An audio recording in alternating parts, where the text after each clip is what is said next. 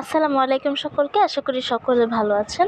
আজকে তৈরি করব মজাদার কই তেলের ঝাল। তো এই রেসিপিটি করার জন্য এখানে আমি নিয়েছি কিছু কই মাছ। কই মাছগুলোতে আমি একে একে দিয়ে দিয়েছি হলুদ গুঁড়া, ধনিয়ার গুঁড়া, মরিচের গুঁড়া। এবার একটা কড়াইয়ে তেল গরম করে আমি কই মাছগুলোকে ভেজে নিব।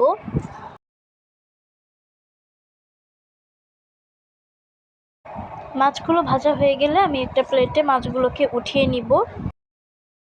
সেই মাছ ভাজা তেলে আমি পেঁয়াজ কুচি দিয়ে দিব।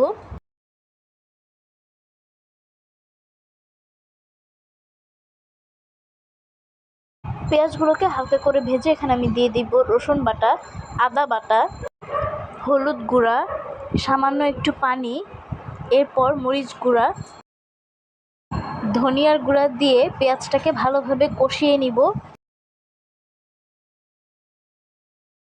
কষিয়ে নেওয়া হয়ে গেলে এখানে আমি দিয়ে দিব টুকরা করে রাখা টমেটো এবং পানি দিয়ে ভালোভাবে আরেকবার করে কষিয়ে দিয়ে দিব কাঁচামরিচ এবং ভেজে রাখা মাছগুলো।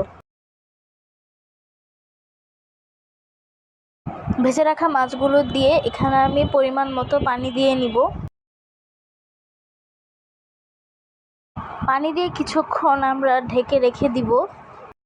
ঢাকনা উঠিয়ে দিয়ে দিব সামান্য জিরা গুঁড়া এবং উপর থেকে ধনেপাতা কুচি গার্নিশিং করে দিয়ে দিব।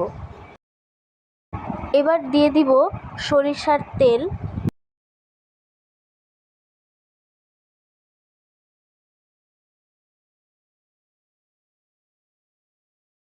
তৈরি হয়ে গেল আমাদের মজাদার কই তেলের ঝাল। আশা করি আজকের ভিডিওটি আপনাদের ভালো লেগেছে। ভালো লেগে থাকলে অবশ্যই লাইক, শেয়ার, কমেন্ট এবং সাবস্ক্রাইব করতে ভুলবেন না। দেখা হবে পরের ভিডিওতে। আল্লাহ হাফেজ।